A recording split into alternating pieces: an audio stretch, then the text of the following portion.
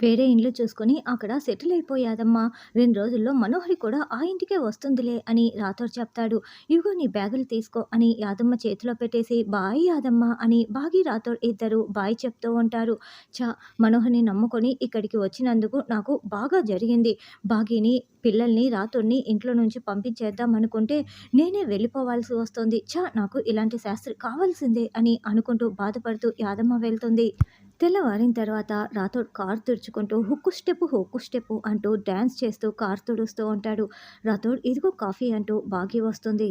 ఎప్పట్లాగానే నీ చేతి కాఫీ అమృతంలా ఉంది మిస్సమ్మ. యాదమ్మని ఇంట్లో నుంచి పంపించేశాము. అలాగే మనోహర్‌ని కూడా ఈ ఇంట్లో నుంచి పంపించేస్తే బాగుంటుంది మిస్సమ్మ. యాదమ్మ గురించి సార్‌కి చెప్పగానే సార్ యాదమ్మని పంపించేశాడు కదా! అలాగే మనోహరి కూడా వెళ్ళిపోవాలి అని రాథోడ్ అంటే, యాదమ్మని పంపించినంత తేలిగ్గా మనోహర్‌ని పంపించలేం రాథోడ్. మా అక్కని చంపింది మనోహరి. ఆయనకి నేను 5 ఏండ్లు దూరం కావటానికి కారణం మనోహరి. ఈ ఇంట్లో అన్నీ జరగటానికి కారణమే ఆ మనోహరి. కానీ మన దగ్గర ఎటువంటి సాక్ష్యాలు లేవు కదా! కాబట్టి ఆ సాక్ష్యాలను చూపిస్తేనే మనం పంపించగలం అని బాగి చెప్తుంది.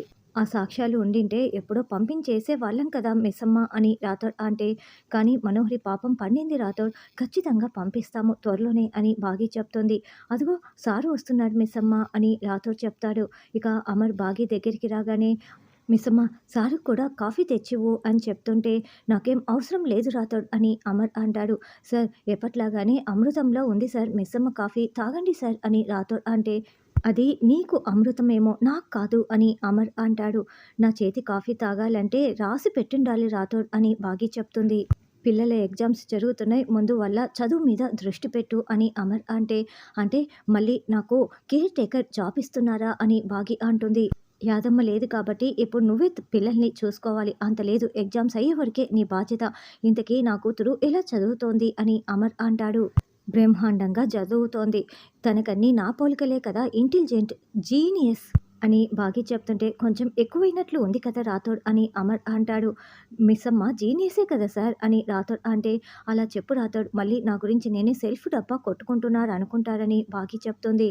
నీ గురించి రాథోడే చెప్పాలి మరి. ఇంతకీ నా కూతురు ఏ స్కూల్లో చదువుతోంది అని అమర్ అంటే, మంచి స్కూల్లో చదువుతోంది అని బాగి చెప్తుంది. దానికి ఒక పేరు, ఊరు, పిన్ కోడ్ లాంటిది లేదా అని అమర్ అంటే, పిన్ కోడ్ కూడా ఉందండి. ఫోన్లో జీపీఎస్ ఆన్ చేసుకొని సరాసరి వెళ్ళిపోవచ్చు అని బాగి అంటే, ఏ ఊర్లో ఉంది అని అమర్ అంటాడు. ఒక మంచి ఊర్లో ఉంది అని చెప్పేసి చెప్పేస్తారు మరి అని మనసులో అనుకుంటూ బాగి తిప్పుకుంటూ వెళ్తూ ఉంటుంది. హలో అలా తిప్పుకుంటూ వెళ్ళకపోతే మామూలుగా వెళ్ళొచ్చు కదా అని అమర్ అంటాడు. నాకు ఇలాగే వెళ్ళటం తెలుసు. అయినా మీరు నన్ను ఎందుకు చూస్తున్నారు? చూడకుండా ఉండండి అని బాగి అరుస్తూ ఉంటుంది. ఏదో వంకర దాన్ని తీసుకొచ్చి ఇంట్లో పెట్టుకుంటే ఇలాగే ఉంటుంది రాథోడ్ అని అమర్ అంటే, రాథోడ్ నవ్వుకుంటూ ఉంటాడు. నా కూతురు కోసం తీసుకొచ్చి ఇంట్లో పెట్టుకున్నాను కానీ లేకుంటే ఈ పాటికి పంపించేసి ఉండేవాణ్ణి అని అమర్ అంటే, మీరు అలా అంటారు కానీ మిస్సమ్మని పంపించలేరులేండి సార్ అని రాథోడ్ అంటాడు. మనోహరి తెల్లవారగానే ఇంకా బెడ్‌పై పడుకొని ఫోన్ చూసుకుంటూ ఉంటుంది. అరే! రాత్రి నుండి చెంబ ఇన్ని సార్లు కాల్ చేసిందేంటి అని మనోహరి ఫోన్ కాల్ చేస్తుంది.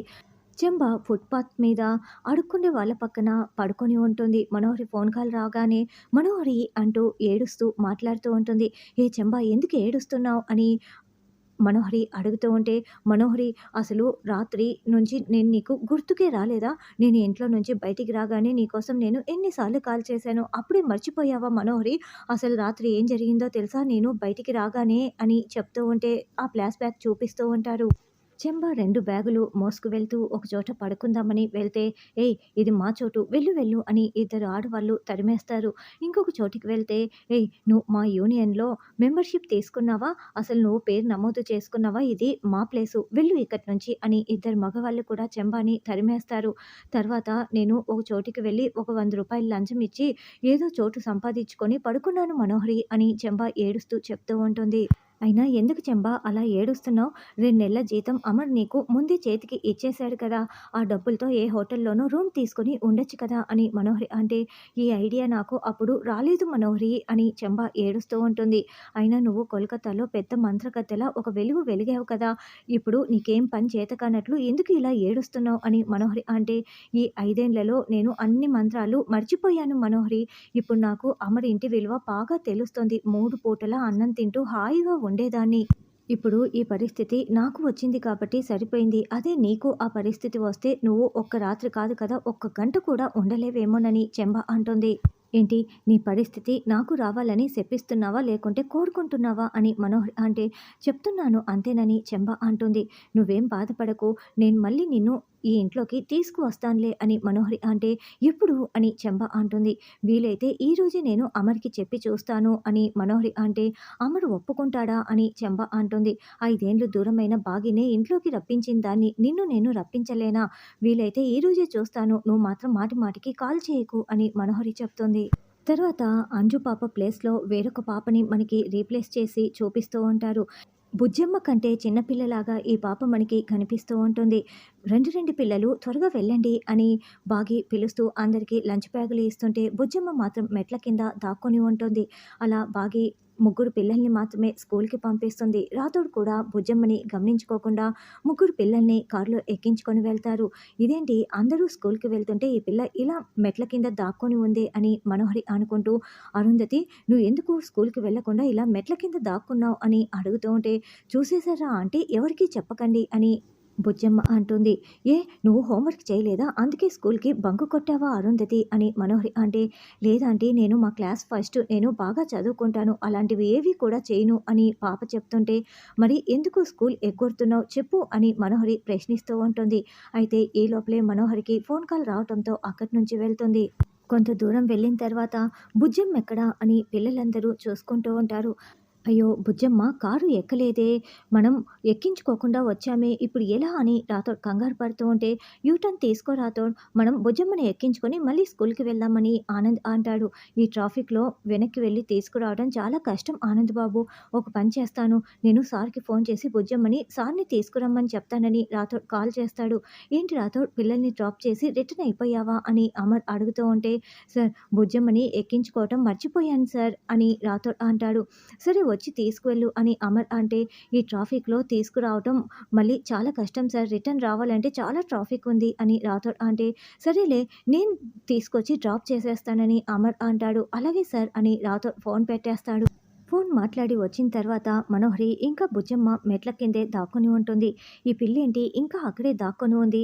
అంజు కంటే అల్లరి పిల్లలా ఉంది. అన్ని బాగి బుద్ధులే వచ్చినట్లున్నాయని మనోహరి అనుకుంటూ ఉంటుంది. బుజ్జమ్మ అంటూ అమర్ మెట్లు దిగి వస్తూ ఉండటంతో అంజు అక్క ఆనందన్నయ్య ఏంటి నన్ను వదిలేసి వెళ్ళిపోతున్నారా అని బుజ్జమ్మ కేకలు పెడుతూ ఉంటే అమ్మో వాళ్ళు వెళ్తున్నప్పుడు వెళ్ళకుండా ఇది భలే డ్రామాలు ఆడుతోంది అని మనోహరి అనుకుంటూ ఉంటుంది. అప్పుడే బాగి అక్కడికొచ్చి ఏయ్ వాళ్ళందరూ కారు ఎక్కుతూ ఉంటే నువ్వు ఎక్కకుండా ఇంకా ఇక్కడే ఏం చేస్తున్నావే ఎందుకే కారు ఎక్కలేదు అని బాగి నిలదీస్తూ ఉంటే ఏయ్ నీ కన్న కూతురైనట్లు ఏంటి అలా నిలదీస్తున్నావు ఏంటి అలా అరుస్తున్నావు అని అమర్ అడుగుతూ ఉంటే బాగి నోరు తెరుచుకొని షాకింగ్‌గా వింటూ ఉంటుంది. అయినా పిల్లలందరూ కారు ఎక్కారా లేదా అని చూసుకోవాల్సిన బాధ్యత నీది. నువ్వే కేర్‌లెస్‌గా ఉండి మళ్ళీ బుజ్జమ్మని తప్పు పడుతున్నావా అని అమర్ అంటే మిస్సమ్మని ఏమీ అనకండి సార్. నేనే కారు ఎక్కలేదు. నేనే లేట్‌గా కిందికి వచ్చాను అని బుజ్జమ్మ చెప్తుంటే, అబ్బా! అమ్మని ఏం వెనకేసుకు వస్తున్నావే అని మనోహరి అనుకుంటూ ఉంటుంది. అంటే ఇప్పుడు నేను స్కూల్‌కి వెళ్ళలేనా సార్ అని బుజ్జమ్మ అంటే, నేను నిన్ను తీసుకువెళ్తానని అమర్ అంటాడు. అలా కారు తీస్తూ ఉంటే, సార్ బైక్‌లో వెళ్దాం అని బాగీతో సహా ముగ్గురు బైక్‌లో స్కూల్‌కి వెళ్తూ ఉంటారు.